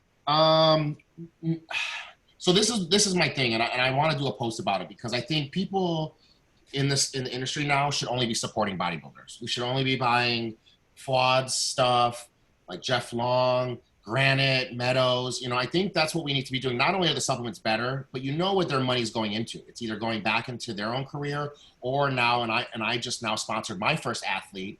And that's how it should be. We should all be giving back to the sport, not just giving more money to these guys, CEOs, so they can have a better private jet. And I think that's what we should be doing. So with our subs, what I wanted to do was a lot of the stuff are a lot better quality, of course. But I wanted to change the serving size. Like most pre-workouts, it's just 25 servings. So I go through that in like a week. Ours is 50. So it's just a lot of little things. Like with me, I have really bad stomach issues. I have bad acid reflux and digestion issues. So a lot of pre-workouts, and especially the proteins, they just wreck me. Yeah. So that was something that we took a long time to try and perfect. And now it's clean, but still strong. And you still get a lot of servings where it's not just you're having to spend a bunch and it's up in 2 weeks. So that's been a really cool thing. But I like doing it. That's something I never was into, is the supplements and the formulations and stuff like that. So that's something now that I'm really getting interested in, and we're already going to start creating some new subs. But no, we just started with those first three, but we're going to do more than supplements. So that's why we call it Cosmic Industries. So the guy who drew Cosmo, our mascot, he works for Marvel. So I eventually want to get into like bigger things. I want to like have like action figures, and I want to do some comic books where maybe like a comic book is helping kids take their vitamins and go to Comic-Con, stuff like that. I think the options are limitless when it's not just supplements. So that's something that we'd eventually like to go into. I made a joke with Ferrigno. I was talking to him the other day, and I said, I want to be at Comic-Con with him. I'll be next to his booth. I want to be the first people selling subs at Comic-Con. That'd be cool. Nice. Where are you going to go, as Khaleesi? That's actually my dog's name. Yeah. Yeah. Dude, that freaked me out. All those videos with you as different Yeah. people, your face on Khaleesi. It was wild. Oh, I had to brush my tongue. It was gross. Sergio, are you worried now starting this company? Because you mentioned there's really no active pros. There's Phil, but he did that. We'll call it the tail end of his career, whether he's coming back or done. Everyone else started it either long after they retired or just after. You mentioned so you got Meadows that pretty much done competing, I would assume. Fuad will hopefully come back. But he did it in a long layoff, right? Where he might have been done and just had his YouTube channel and the supplements to worry about, not prepping. We've had Jay on where Jay's talked about now really diving into putting out the best products and getting into the social media marketing, right? With some of the silly content he's putting out, Right. as well as having his YouTube channel. Are you going to try and go that route? Like where Fuad and Jay, right? Like the big push for their products is their own social media channel. Is they're creating the entertainment where I don't know what Jay's up to now in terms of subscribers, over 400,000, 500,000, whatever. Fuad's been climbing up. So they have this captive audience that they can now pop a supplement commercial in. Are you going to try and go that route of building up a YouTube channel and social media? And also, are you worried about juggling the responsibilities of the supplement company while you're still in the early days of your career, nowhere near your prime, let alone the tail end? Yeah, I've been talking about the YouTube back and forth. Jay's actually been telling me for a while that I need to get on it, and I'm so stubborn. I tell people all the time, if you would just look at me like an old school bodybuilder, it would make a lot more sense. A lot of the things I make decisions on, how I act, I just have so much old blood in me that I just see myself as an old bodybuilder. So the YouTubes, and I say it all the time, like if Redcon called me right now and wanted, or not right now, but before I had my own supplement company and they wanted to sign me, but I had to get into a bathtub filled with protein powder and then dump it on my face or do It's something. like Cedric, man. You watch Cedric in these things and you just can see how uncomfortable he is. Poor Cedric. He's literally, it's almost a joke. Some of his videos are like, man, I don't want to do that shit. But Aaron called me up last night and said, you want to get that paycheck, make that video. It's become the joke of it at this point. Exactly. It's exactly what he does. Because you can see him. He's just like, I don't want to do this. And he's the extreme. So I hung out with Cedric after one of the Arnolds. And I was passing out one of the trophies. So I gave him his. And Kai won that year. He immediately goes backstage, takes the watch that they give them. He gave it to one of the Pro-Tan girls. He takes the trophy, gives it to someone else, takes the medal, gives it to someone else. So when we went out to dinner, me, him, and Josh, I was like, man, what are you doing? Like, I get the watch. Okay, you don't want the watch. But, man, these medals, like, you can't buy these. And he just has this whole, he doesn't want to be a bodybuilder at home. He doesn't talk about it with his family. His kids don't even really know what he does. He has no trophies at the house. So I was really blown away because I was even telling him that when I first got in, when I was younger, I had no idea who my dad was. I knew he was a cop and I knew he had used to bodybuild, but it wasn't until I got into the sport that I was like, I remember thinking about it one day. I was like, man, you know what? I want to take a picture with his Mr. Olympia trophy. And I was telling Cedric that sometimes your kids don't even get into it until way later, that they may want to be like, what did dad do, before? And he was just like, he doesn't care. It doesn't matter to him at all. So he's definitely the extreme. So him going to Redcon was nuts because they're the extreme of wanting you to post. So I'm in the middle there. I'm not as bad as Cedric. I do like engaging on social media. But right, I couldn't do that. I couldn't do those skits to save my life. So I couldn't be able to sign with a company that I knew that that's what they're going to want. And Aaron's a friend of mine. So it would be different if I didn't care about the owner of Redcon, but I would feel like I would be letting him down because I almost signed with Redcon, but then I just knew I'm not going to be doing, I watch Blessings posts for like a week and I'm like, I'm good. Like I made the right decision, but it works for him. Look at this guy. This guy's got so much respect and he's never done one show. Yeah. Where me, I've won the third hardest show in the world and I'm dying for any kind of respect, just killing it, but I don't do the YouTube and the stuff like that. So, but I do need to get on it. My point is I need to stop being so stubborn and so old school. And my dad was like that, he never, I remember when beepers came out, he like used it for a day and threw it away. He never used a cell phone. And even when he was using the squad car with the computer, he never used it once. He never used a credit card once in his life. He was just so freaking stubborn. So sometimes I'll catch myself and I'm like, you're being just like your fucking dad. Like, I need to not be like that. So I'm going to start a YouTube up. I need to do that. I need to do a little bit more things, especially now that I have a company that would progress for me doing those things. I just am so anti-social media. I tell people all the time, somehow my followers go up every day, but yet I tell people every day, unfollow me. I don't care. It doesn't matter. You'll never see me telling people to follow me. I don't care. So I want to be the guy who ended up making it, who never gave a shit about Instagram, because I don't have one selfie on my whole entire Instagram. I don't ever see myself and go like this. Damn, I look good. I never, ever. I look at myself and I'm like, oh my God, you got no chest. You look like shit. This is lagging, you know? So I would never be able to like see myself in the mirror and be like, I'm going to post this. So, but I'm just different. But every time I say that, it immediately attacks the people that are like that. So I do need to get on YouTube and social media and stuff like that. But with the tolls of having a company, that's been the best benefit of having. So in my life, the best way I can describe it is like the Entourage show. You know, Entourage, I don't know if you guys watched it, but he grew up with his best friends, and then his best friend became his manager. The other person handled relationships and stuff like that and businesses. And that's how my life is. My best friend is my manager. Everyone in my life who runs either Victory or Cosmic is my family. So like getting ready for the Arnold, you're right. That was not a good decision to launch a supplement company when I'm getting ready for my first Arnold. And it wasn't until we started getting closer that I realized I was way over my head. But I didn't have to do anything because my friends and my family took it over. My business partner in Cosmic is me. He's another extension of me. He's my right arm. So it's just so much easier when you have people dealing with your businesses and your name. That's the hardest part. Your name, and especially my name is someone else's name as well, that they always have your best interests in mind. And unfortunately in this sport, you'll have people that come up like, oh man, I got you. I'm going to do all these things. But at the end of the day, they haven't been there for your ride from the beginning. So they don't get you. And having someone speak for me is really hard too, for me to be able to accept. So there hasn't been any tolls of me running the company because they've been doing it for me. Or while I was prepping. That's huge. That's huge. You say you're not good at social media, but I get like stuck in a rabbit hole in your stories. Like you're very good at putting creative things, whether it's weird designs or colors, or I end up getting sucked into it. And before you know it, I'm watch every little thing.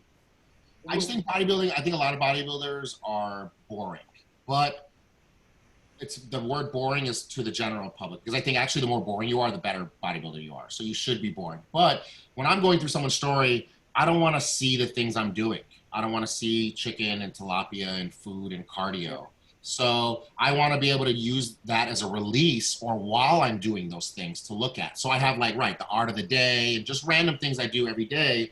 So I think having just some cool stuff that can kind of like, you can take a break from reality is cool, and to have that where they can come to me. But my story is different.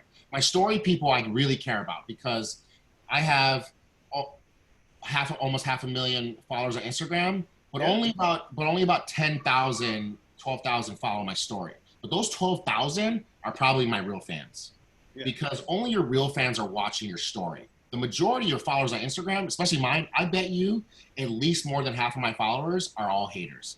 They're only watching, waiting for me to mess up so they can be the first one to dog me. Where the people who watch my story, they care about my daily life. They want to see what I'm doing every day. So I put more emphasis into my story than I do my Instagram. I should say that. Those 10,000 people were the ones to DM my girl when you that aspect. Great. Hey, she helped him out. He helped her out, dude. I'm sure I was very respectful. Oh, yeah. That's picture worthy for sure. Yeah.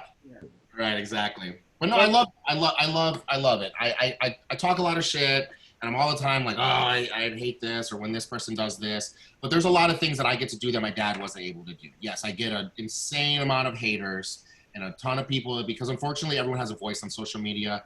But there's been a lot of people's lives that have been able to touch and change and do a lot of things through DMs and private messaging. And there's been there's one person that, you would think the first son of Mr. Olympia to go pro, You know, I win New York. I've only placed first or second at every show I've done, except for this last Arnold, which was stacked.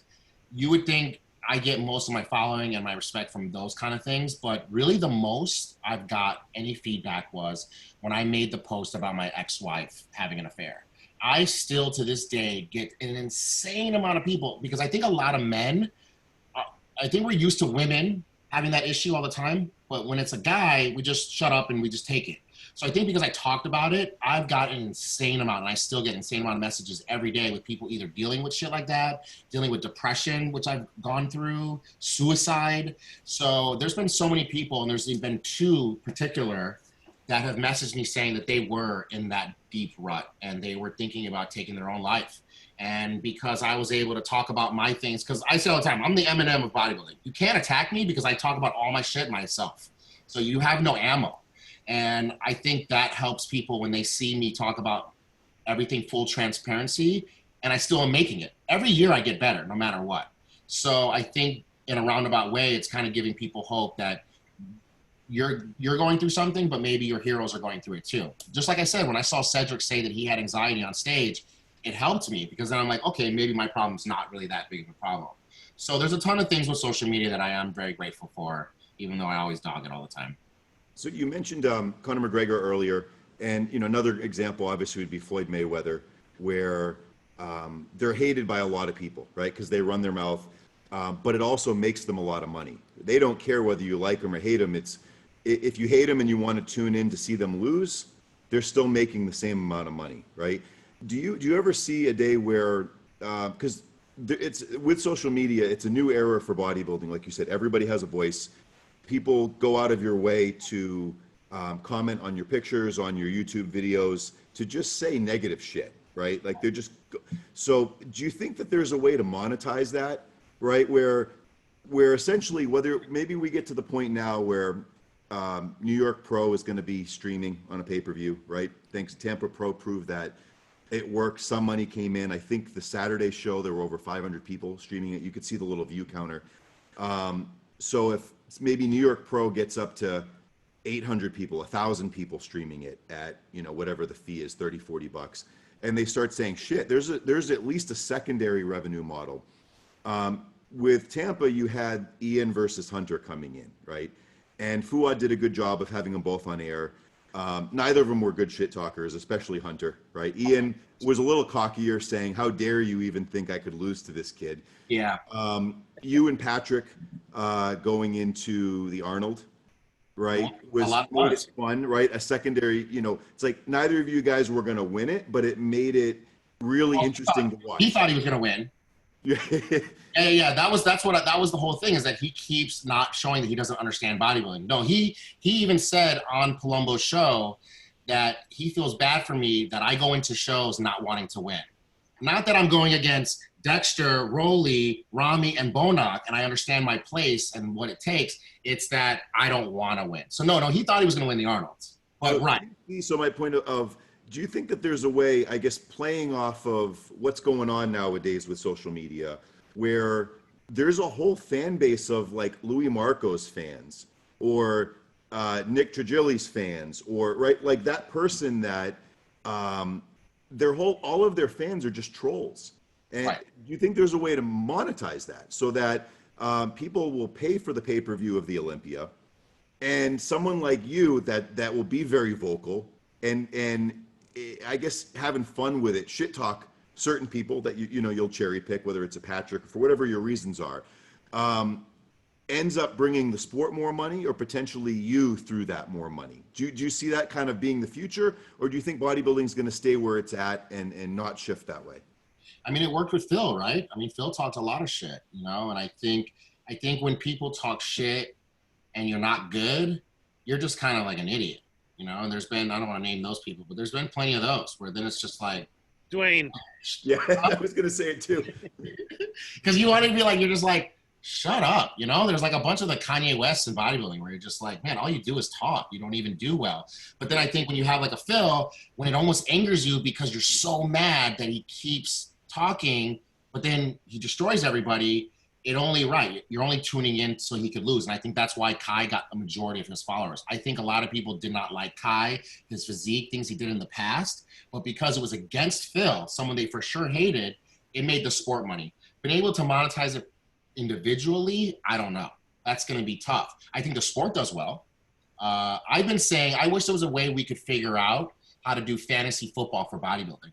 I wish there was a way that we could, and I'd like to do this. I still want to, we need a bunch of pros we need to get together and figure it out, but a way that you can pick certain people out of the year, you know, and then you bet. Why can't we start betting in bodybuilding? Because on Geared Up, I don't know if you guys are on that Geared Up forum.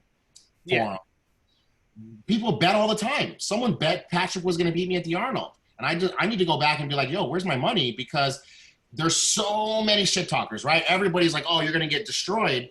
I think we need to start putting our money where our mouth is. Because then, one, it's going to eliminate a lot of shit talkers. A lot of people are going to be a lot more quiet. And two, what if I can start making money by beating your favorite bodybuilder? That's pretty badass. So I would like to figure that out. I don't know if you could only do it through Vegas. Do like, you know, the whole industry now is affiliate codes. If we go to streaming, like Tampa had that deal of buy Friday, Saturday, get $10 off, right? Could they do streaming for the Arnold, streaming for the Olympia, and you have your own code, right? So you're supporting, you know, $10 off with Sergio, and maybe in that process you make $10. But you know how quickly that would add up if your fan base is purchasing the pay-per-view with your affiliate code. They're saving $10, you're making $10 or whatever it is, $5. Just a way to, it also has, it puts some skin in the game for you to promote the show.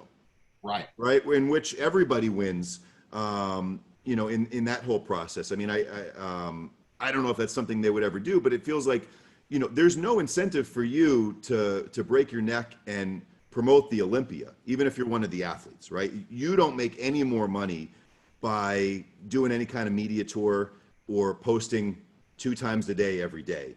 However, if you could drive people towards purchasing the pay-per-view with your code, 15 athletes all doing that is going to seriously drive up the pay-per-view and the revenue.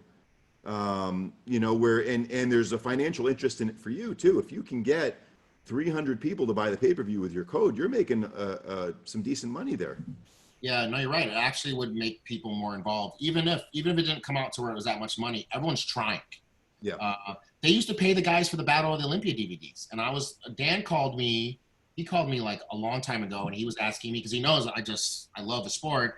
He was asking me if I had any ideas for the new owners and the new Olympia. And I was more talking about the stages suck today. Like Jay used to come out of the floor and the O used to spin around. And I know it's not like Mandalay Bay. We don't have much to work with, but the stage needs to be better. But I also said, why aren't we doing, I know DVDs are non-existent, but there should be some battle for the Olympia again, because that was really cool. Because when I was younger, I couldn't buy Ronnie's DVD, Jay's, Dexter. I couldn't buy all their DVDs. I would just buy that one, and it had all of them together.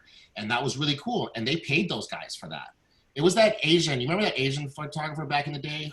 What was his name? Yuru Okabe. Yeah, right. So we lost a lot of just the greats in this sport, that they just loved it, and they weren't looking, last year I made these numbers, I need to beat these numbers. And that's the problem with what you're talking about is, unless the new owners are just such huge fans and they don't care, the next guy who always takes over any business has to beat last year's numbers. And then it just becomes into a contest of, well, I'm not going to make $1 less than I made last year, when maybe if you made even a couple thousand less, but the sport did better, you make it back 10 times fold in the next 10 years. But I don't think a lot of people are thinking like that. And now with COVID, everyone just lost their ass. I don't think anyone's going to be jumping the gun to be trying to make less money so the sport progresses. I think that's very hard for someone to do. But I hope the new owners, they seem to be all about trying to change the sport. And Dan, Dan's a huge fan of the sport. So, but I don't know, but I think we should be doing something like that because, right, we have this access to social media, and all we're getting from it is you're never gonna, you suck, this, that's all we're getting is negativity from it. What if we could actually make something positive out of it? I think that would be really cool to do. But it's funny, you were just talking about with Hunter being a shit talker and me. So every time I do a post, it doesn't matter. If I do a post, someone else does a post about me, there's always one comment, he's never gonna be his father. There's just always just that. You could tell they're like at their house and then they're looking at a picture of me. Like I posted one and I gained 110 pounds of muscle since I started my first show. And they're probably looking at it nah, he's never going to be his father. You can see they get so worked up that they like have to say it. So I thought it was funny when RX posted a picture of Hunter, and now I'm going to say that, you know, in a funny way. I'm just like, all right, well, he's never going to be his father. Holy fucking shit, did I get destroyed. One, people do not even have a sense of humor. It's really sad that people do not get that I'm obviously joking, saying the same comment I've gotten back for the last 6 years of my life. But it also showed we do have different fans, because his fans snapped and flipped out on me. And my response was, yo, where's all this energy when people say it to me? Because I don't see, people will be like, oh, he's never gonna be his father. No replies. No one's even commenting on that at all. So the only thing I hate about it, and Eminem said it in a song too, now the problem is with social media. If you say, you can say, I'm white. And I can be like, no, I'm not. I'm not white. You know, my skin color's not white. Then because I responded back to you, it gave you worth. And now you feel like you got me, or I have to now explain something or change your mind. But if you don't say anything and someone says some crazy comment that's not true, then it's just floating around that it might be true. So that's the hard part. And I think that's why a lot of people are creating, like the basketball players are creating fake profiles just so they can defend themselves without it looking like a professional athlete's taking time out of his day to yell at this little 16-year-old kid. So that's the hard part now on social media. I wish that I had someone that would just stick up for me constantly and be like, that's not true. It's like Jose's wife or Brandon Curry's wife, right? They're just waiting in the wings to defend him. They are, for sure. I remember I said one time, I was like, well, nobody has came from Kuwait and did well. Brandy snapped on me, but I completely forgot. This was a few years ago. I forgot Brandon Curry is a Kuwait guy. So I completely was not thinking about him. I was just thinking Rolly, Rami, Akeem went there, De La Rosa went there. I was just naming all the people that went there, Regan, and then came back that were shitty. I completely forgot about Brandon. But you're right. And I've known Brandy since I was a little kid, and she was like, excuse me? Oh, you don't want to mess with her, dude. No, never. Her or Gail. Gail's a cutthroat, too. That's what I need. I need, like, a right hand like that. Yeah. That's Dexter's life. My right hand is about to cut me off, so I really appreciate you coming on. We're gonna bring you on again. I'd love to get you out to Boston.